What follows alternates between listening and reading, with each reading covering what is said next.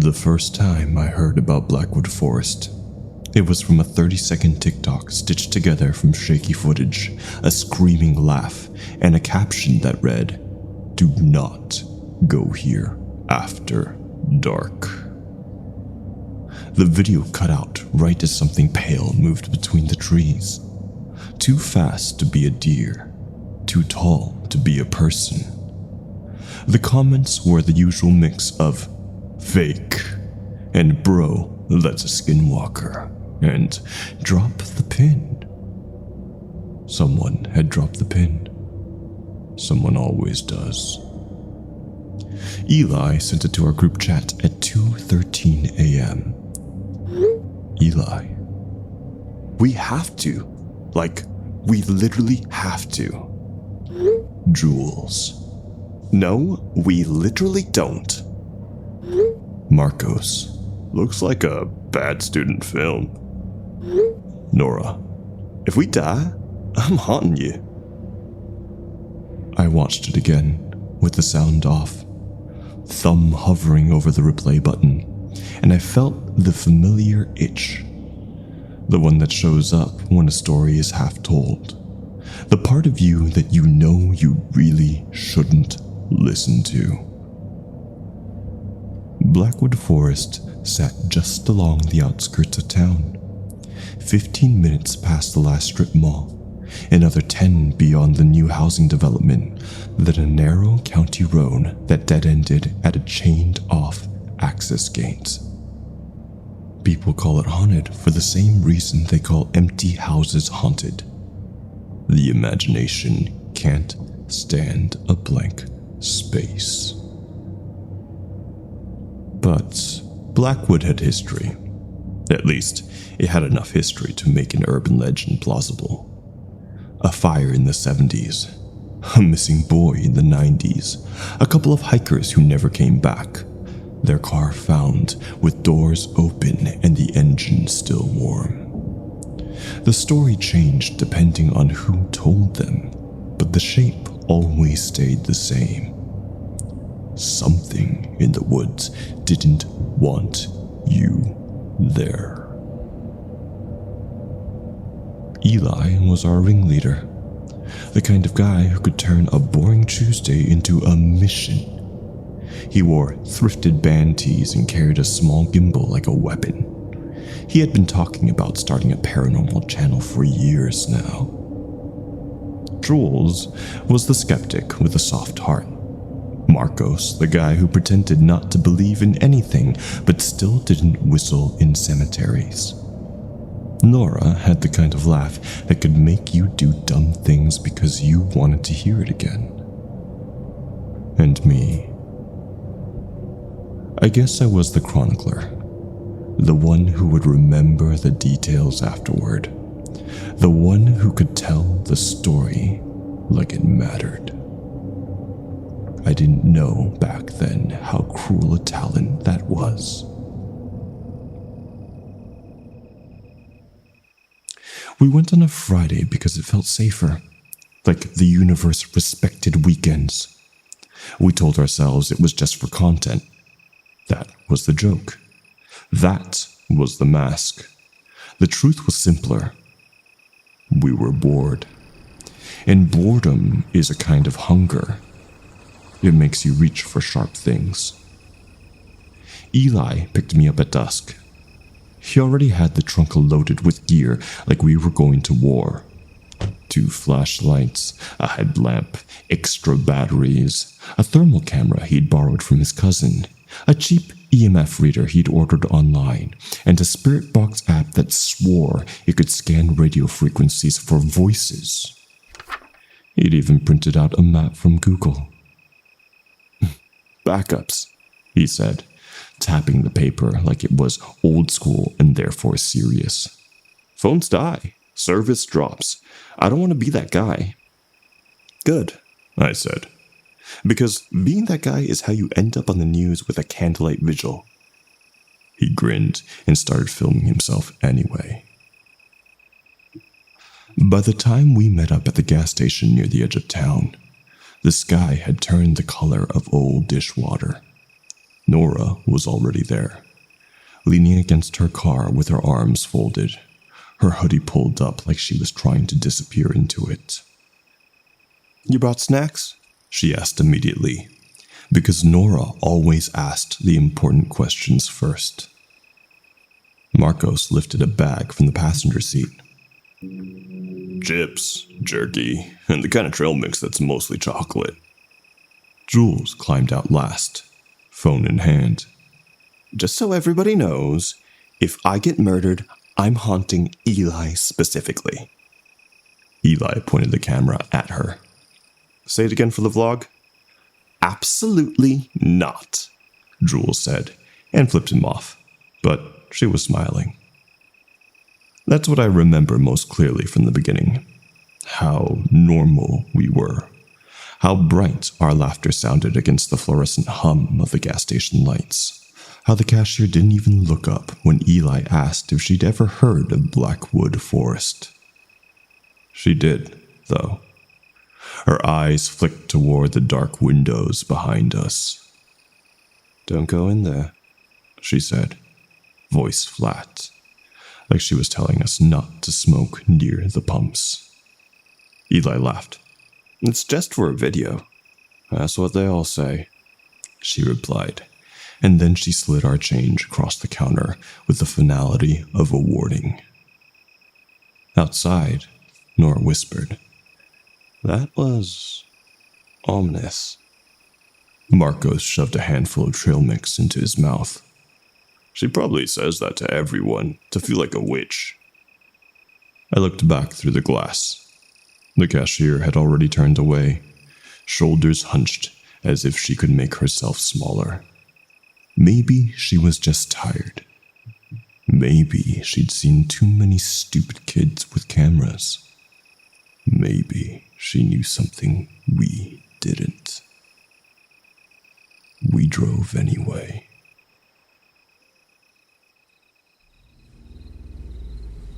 The road out to Blackwood was the kind of route you'd only take if you had a reason. Trees crowded close, their branches knitting together overhead. The last bars of cell service blinked out one by one. Our headlights made tunnels through the dusk. Eli's car smelled like plastic and energy drink. His phone was mounted on the dashboard, recording in wide angle. He narrated like we had an audience. "Okay guys, we're officially on County Road 9, he said, "and we're about 10 minutes out. For those of you who don't know, Blackwood Forest is rumored to be haunted," Jules interrupted. "A site of intense paranormal activity," Eli continued, glaring at her and then smiling at the camera. "Many people have reported hearing voices, seeing lights, and experiencing ticks," Marcos muttered. "Unexplained disappearances," Eli finished. Nora leaned forward from the back seat. "If we hear banjo music, I'm out." I laughed because it felt better than thinking about the road narrowing, the trees thickening, the way the dark seemed to pool between the trunks like something liquid. When we finally reached the access gate, it was exactly like the pin had promised. A chain draped across two metal posts. A sign half bent with "No trespassing" faded into illegibility. Someone had clipped the chain before. The ends hung loose, wired together in a lazy loop, like the forest was tired of pretending it could keep people out.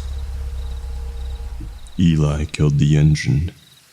For a moment, the only sound was the ticking of cooling metal and the distant, constant rustling of leaves. "All right," he said, voice lower now. He wasn't narrating anymore. "Everybody good?" Jules clicked on her headlamp. "Define good." Marcos checked his flashlight and then, like an afterthought, grabbed a small can of pepper spray from the console. Good enough. Nora tugged her hoodie tighter and gave me a look through the rearview mirror. Her eyes were bright in the dim. Excited. Nervous. Both. I wanted to say something clever, something reassuring. Instead, I just nodded. We stepped out into air that smelled like damp earth and something faintly sweet, like sap bleeding from wounded bark. Eli pushed the gate open. It groaned like a throat clearing. You hear that? He whispered, delighted. That's already spooky. Everything sounds spooky in the dark, Jules said. We crossed the threshold, and I swear, this is where the story always feels like it starts, even though we hadn't done anything yet. When my foot hit the dirt trail on the other side, I got the distinct sensation of being counted. Not watched, counted. Like a cashier scanning items, like something doing inventory. 1, 2, 3, 4, 5. 5 bodies walked into Blackwood Forest. Only 2 walked out.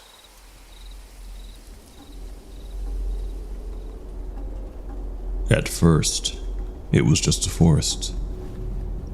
That's the thing that people don't like to admit when they're telling haunted stories. Most of the time, nothing happens. Most of the time, the world stays stubbornly ordinary, and you feel silly for expecting it to turn. We followed the trail shown on Eli's printed map, the one that looped toward the old clearing where the fire had supposedly started decades ago. Our flashlights cut narrow cones through the dark. The trees rose like pillars. The underbrush was thick enough to hide anything small and alive. Eli kept filming, but his voice had lost some of its bravado. Okay, so, according to local legends, he began. Local legends say that you're annoying, Jules said. There's a witch tree somewhere off the main trail, Eli went on, ignoring her. People claim if you touch it, you'll hear your name. Nora laughed, but it was tight. No thanks. Marcos pointed his flashlight at the ground like he didn't want to see the forest's face. Let's just get to the clearing, get some B-roll, and then leave. We walked for maybe 20 minutes. My phone buzzed once with a phantom notification, and then went still. No service. I tucked it away. That's when we heard the first voice. It was faint, threaded through the wind, so human it made my spine tingle. Hey, it called. We all stopped at once, like puppets yanked by the same string. Eli lowered his camera. Did you hear that? Jules frowned. Probably another group? But the forest had been empty. No headlights behind us, no other cars, no distant laughter, just our footsteps and the insects and the leaves. Hey, the voice called again. Closer now. It wasn't a shout. It was conversational. Familiar. It sounded like Marcos. Marcos turned slowly, flashlight beam trembling. That's not me. Eli's eyes went wide. Dude, the spirit box. Your app isn't even on, Jules snapped, but she'd taken a step closer to me without realizing it. Nora whispered, "Stop." The voice came again, and this time it said my name. Not my nickname, not bro or man or any of the other casual labels friends toss around. My full first name. The way my mother said it when she was very disappointed. Percy. It called softly, like it was trying not to startle me. My throat went dry. I looked towards the trees, flashlight beams sweeping across the trunks and shadows, and nothing. Okay, Eli said, voice too high. Okay, that's good. That's good for the video. Turn it off, Nora whispered. Why? Eli asked, startled.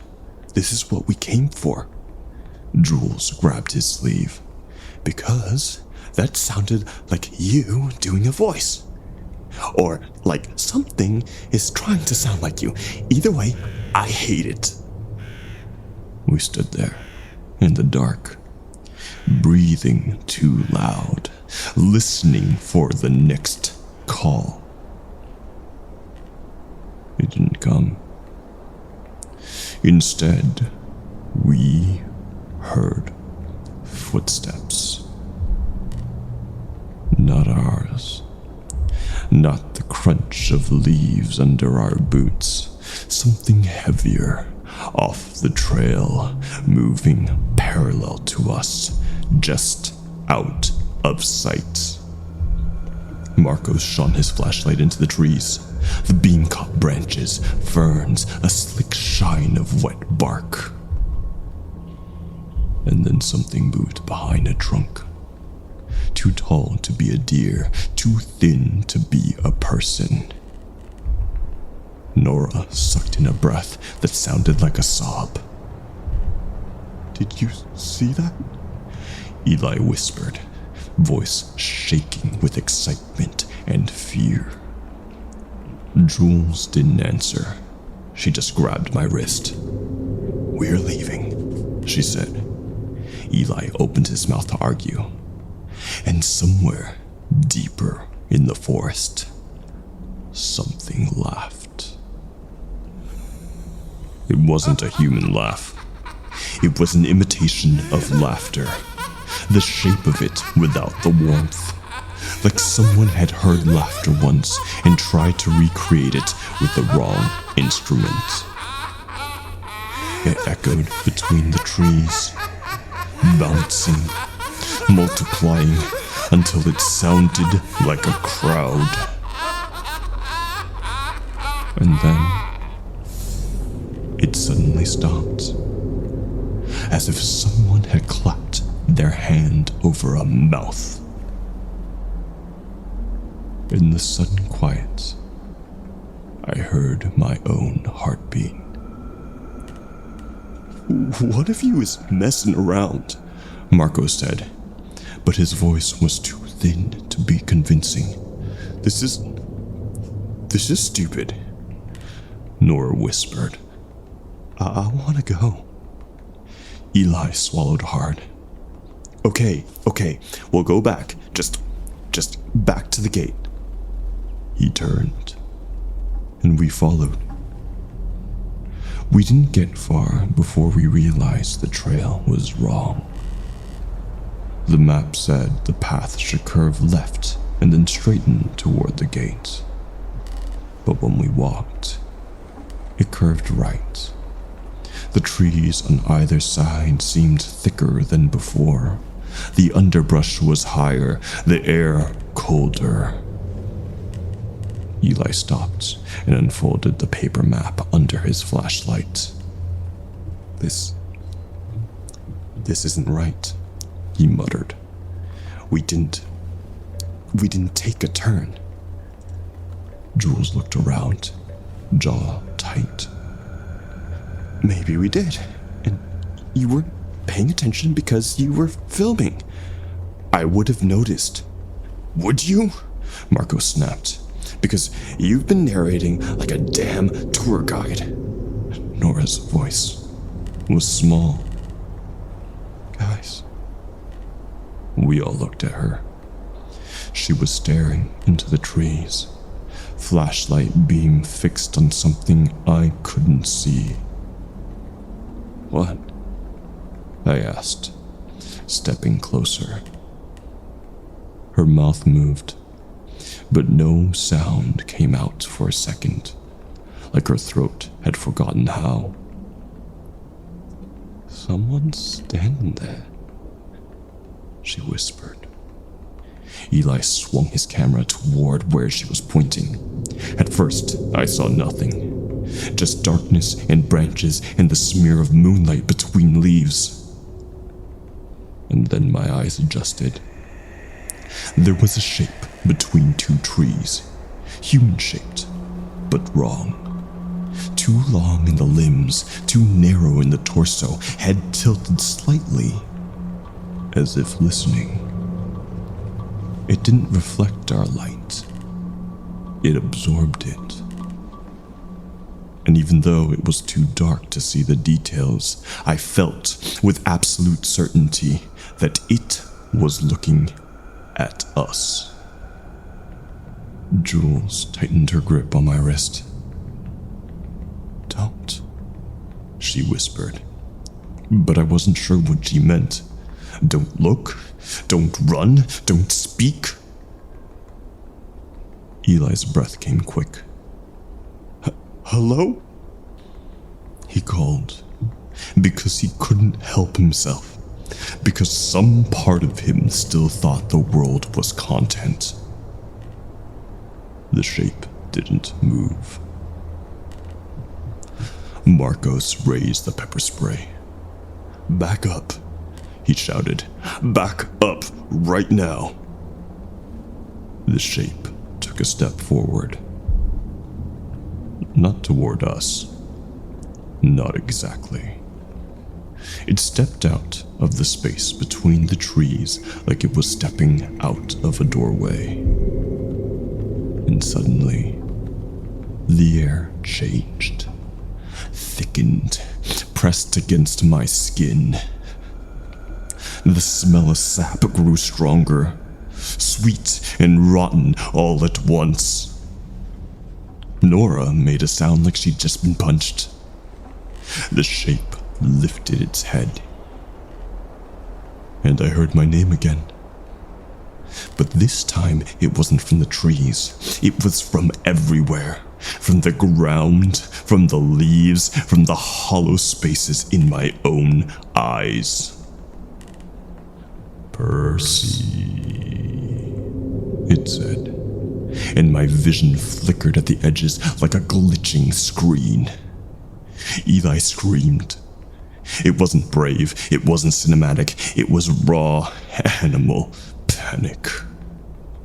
He turned and ran down the trail. Marcos swore and followed. Nora stumbled after them, and Jules yanked me forward, her nails digging into my skin. We ran. The forest did what forests do when you run. It became a tunnel of shadow and snapping branches and breath burning in your throat. Our flashlights bounced wildly, turning trees into lunging shapes, turning darkness into teeth. Behind us, something moved. Not with footsteps, with the sound of branches bending the wrong way, of leaves rustling as if brushed by a body too big to fit between the trees. Eli shouted, "This way!" as if he knew. We burst into a small clearing, and for a split second, my flashlight beam caught something that made my stomach drop. A circle of stones. Blackened wood. The remains of an old fire clearing. We weren't supposed to be here yet. We're lost, Jules cried. No, Eli panted, eyes wild. No, this is the clearing. We can. His words died as his flashlight beam swept across the far side of the clearing. There were people standing there. 5 of them. For one dizzy moment, relief flooded me. Other hikers, other idiots with cameras, someone else. But then I realized they weren't moving. Not swaying, not shifting weight. They were standing perfectly still. Marco slowed, breathing hard. Hey, he called, voice cracking. Are you? One of the figures turned its head. It was Eli's face. Or something wearing Eli's face like a mask. It smiled with too many teeth. Eli made a noise that wasn't a scream this time. It was something smaller, something breaking. Run, Jules whispered. But the clearing had become a trap. Trees ringed it tight, branches knit together overhead like a net. The trail we'd come in on looked different now, narrower, darker, as if it had sunk. Nora backed toward me, eyes huge. That's not Eli, she whispered, even though Eli was right beside her, shaking. The figure with Eli's face stepped forward, and the others followed. They moved like puppets, jerky, delayed, as if they were figuring out how bodies worked. One of them had Nora's hoodie. One of them had Marcos's stance, the slight slouch, the way he held his shoulders. And one of them lifted its head and looked directly at me with my own eyes. My knees went weak. It spoke in my voice. Come here, it said softly. We're just playing. Eli sobbed. No. Jules grabbed my shirt and yanked me backwards toward the trees. Move! We barreled into the underbrush, not caring about the thorns, not caring about branches whipping our faces. The forest swallowed us instantly. The clearing vanished behind the leaves in darkness like it never even existed. My breath tore in my lungs. My legs felt like they were running through water. And somewhere behind us, I heard Nora scream my name. I turned my head. Just for a second. Just long enough. And I saw her fall. Not trip. Not stumble. Something yanked her backward by the hood. Her arms flailed. Her mouth was open in a silent O, like she was drowning. And then the darkness closed over her like a door shutting. Marco shouted and tried to go back, but Eli grabbed his arm with desperate strength. Don't! He yelled. Don't! Marcos wrenched free anyway. He vanished into the trees after Nora. The forest didn't even make a sound when it took him. Jules dragged me forward, her grip iron. Keep going, she gasped. Don't stop, don't look. We ran until my legs stopped being mine and became just movement. Until my thoughts were nothing but forward, forward, forward. And then the trees thinned. A fence line appeared, rusted wire half collapsed. The access road. The gate. Eli was ahead now, stumbling like he was drunk, sobbing with every breath. He hit the chain and fumbled with it, hands shaking too badly to work. Jules shoved him aside and yanked the loose wire, forcing the gate open with a screech that sounded like metal screaming. We spilled into the road. And the forest, Blackwood. It fell silent behind us. Not quite silent. As if it was holding its breath. Eli bolted to the car, nearly face-planting. He yanked the door open. "Go!" he shrieked. "Go! Go! Go!" Jules shoved me into the passenger seat. She climbed into the back, slamming the door so hard the window rattled. Eli started the engine with 3 frantic twists, tires spitting gravel as we tore away. I twisted in my seat to look back.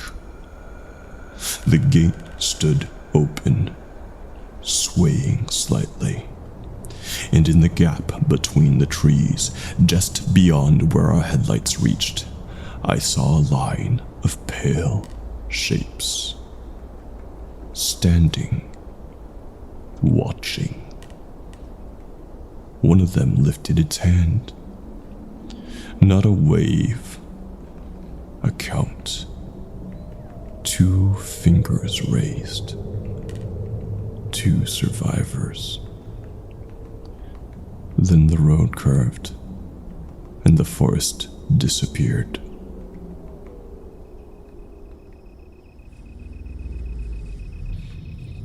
We didn't call the police that night. That's the part everyone hates when I tell them. They want the logical version, the responsible version, the version where we burst into a station, babbling, and someone believes us. But logic is something you do when your brain feels like yours. Mine didn't. We drove in a fog of shock. The world unreal around the edges. Eli kept whispering, "No, no, no," like a prayer. Jules stared out the window, her face stiff, lips pressed together so hard they went pale. I sat with my hands clenched in my lap, nails digging into my palms, trying to convince myself that blood was real. When we reached town, the streetlights looked too bright. The strip malls looked too clean. The normalcy felt obscene. Eli pulled into the same gas station where we'd met. The cashier was still there. When she saw us stumble in, mud-streaked, scratched, eyes wild, her face tightened. Not with surprise, but with resignation. "You went," she said softly. Eli lunged toward the counter. We need help. Our friends." The words tangled. He couldn't make them line up. Jules found her voice. "They're missing," she said. "In Blackwood. Something happened." The cashier didn't reach for her phone. She didn't ask questions. She just said, "How many came back?" 3. Eli choked out automatically. Because he was still counting wrong. Because his mind hadn't caught up yet. The cashier's eyes flicked to me, to Jules, back to Eli. 2, she corrected gently. My stomach turned. I looked behind me. The door chimed softly in the quiet store, but no one had entered. Eli whipped around, face drained. No. Jules, did you? Jules stared at him like he'd lost his mind.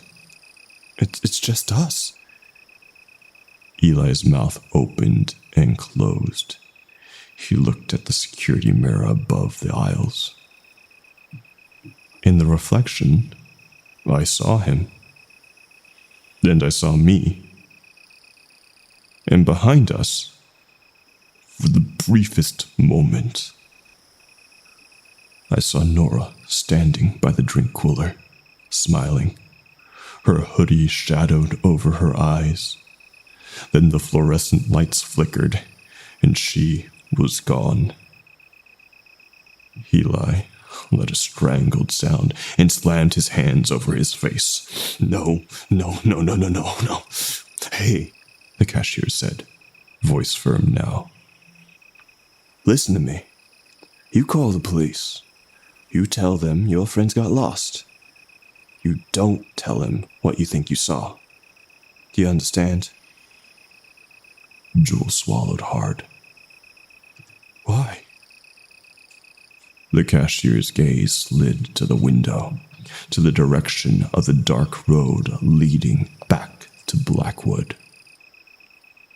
Because it doesn't like being named, she said, and because people who talk about it, they tend to go back.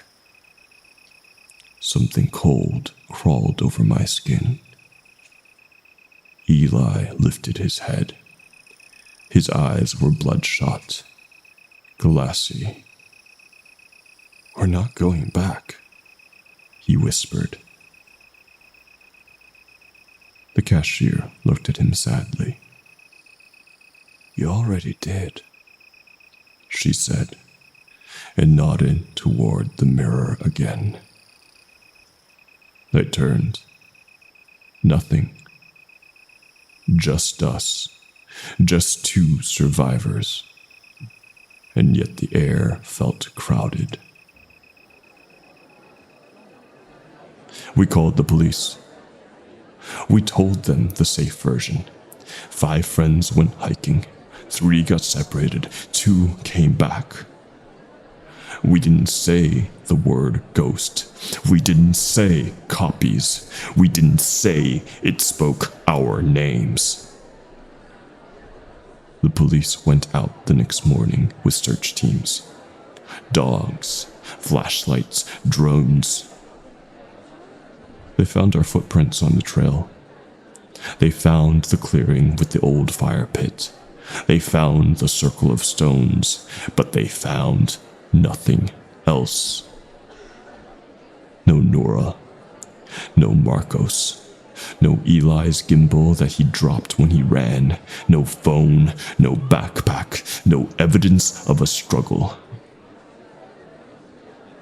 It was like the forest had swallowed them clean. In the weeks after, the town moved on the way towns do. Slowly, hungrily, chewing tragedy into gossip and then into dull memory. There were flyers stapled to poles, candlelight vigils, fundraisers. People who'd never spoken to Nora in their life posted pictures of her smiling with captions about angels.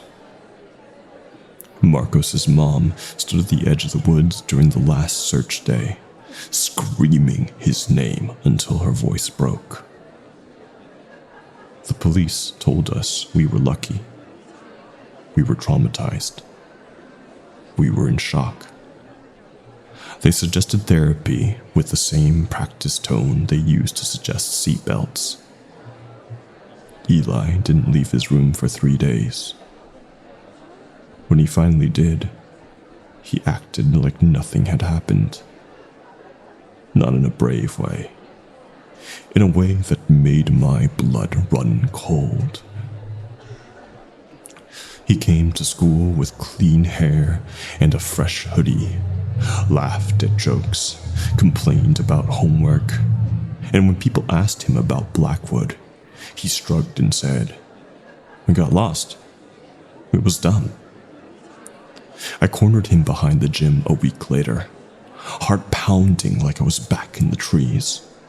"What the hell is wrong with you?" I hissed. "Nora and Marcos are gone." Eli blinked at me, like he didn't understand my language. "They're not gone," he said. My throat tightened. "What?" He smiled. A small, patient smile. "They just went home early. That's all." I stared at him. "Eli, stop." His smile didn't falter. "You're freaking yourself out," he said gently, like he was soothing a child. "We went into the woods. We got scared. We ran. End of story." I grabbed his arm. "I saw her get taken." His eyes sharpened, just for a second, like something behind them had woken up. And then the softness returned. "You didn't," he said. "You think you did, but you didn't." I let him go like his skin burned. He walked away humming under his breath, a tune I didn't recognize, hands in pockets, shoulders relaxed. Two survivors. One who remembers everything, and one who refuses. I tried to convince myself that denial was just his coping mechanism, that his brain had protected him by rewriting that night, that he wasn't lying so much as edited. But then strange things started happening around him. People would swear they'd seen Marcos in the hallway, only to realize it was Eli wearing a different jacket. Nora's laughter would echo from a classroom and then cut off sharply when the door opened. Once, during lunch, I looked across the cafeteria and saw Eli sitting at a table, and another Eli standing by the vending machines. They both lifted their heads at the same time. They both smiled at me. My spoon clattered onto my tray, and when I blinked, there was only one. He raised his hand in a casual wave. 2 fingers raised.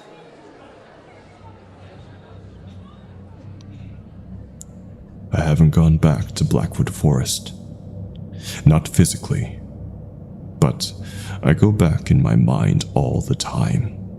In dreams where my flashlight beam catches my own face smiling from the dark. In moments where the wind outside my window sounds like someone whispering my name. Sometimes, I wonder if the cashier was right. If naming it gives it a shape, a doorway. So I try not to say it out loud. I call it that night, those woods, the thing. But the thing doesn't need a name to find you. It is mine. And every so often, my phone will buzz with a notification from a number I don't recognize.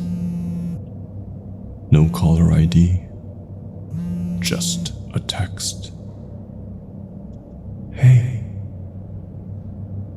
The first time it happened, my hand shook so badly I dropped the phone. The second time, I didn't tell anyone. The third time, I replied. Because curiosity is hunger, and hunger makes you reach for sharp things. Who is this? 3 dots appeared immediately, and then... Come back. I stared at the words until my vision blurred. I didn't reply. I blocked the number. A new number texted the next day. My name. Again. Not my nickname, not bro. The way my mother says it when she's disappointed. I changed my number. It didn't matter. Because sometimes it isn't the phone. Sometimes it's the voice in the grocery store aisle behind you. Soft and familiar. Hey. Sometimes it's the reflection in the microwave door, smiling a beat too late. Sometimes it's Eli. Always Eli. He is fine. He's better than fine. He's thriving. He started a new channel, travel vlogs, cheerful and bright. People love him, and he has sponsors. He jokes about that one time we got lost, like it's a funny story. If you ask him about Nora and Marcos now, he looks at you with polite confusion. Who? He'll say. And if you push, his smile turns patient again. You're making things up, he'll tell you. We never went that far in. But sometimes, only sometimes, when he thinks no one is looking, his head tilts slightly, like he's listening. And once, as he passed me in the hallway, he leaned close enough that I smelled sap on his clothes, sweet and rotten. He whispered in a voice that was almost his, but not quite. 2. Then he kept walking, whistling that tune I still don't recognize. That's the part I can't explain away as trauma. That's the part that makes my skin prickle whenever I hear my name in the dark. Because I know how it felt stepping into Blackwood Forest, like being counted. 1, 2, 3, 4, 5. I know what I saw in that clearing. Faces worn wrong, bodies learning how to move, and I know what the cashier said. It does not like being named. People who talk about it tend to go back. So I'm telling you this carefully. I'm telling you this like I'm handling a lit match in a room full of gasoline. Because if I keep it inside, it eats me. And if I speak it too loudly, it hears. Last night, I woke up at 3:12 a.m. to the sound of tapping on my window. Not loud, not frantic, patient. Tap, tap, tap.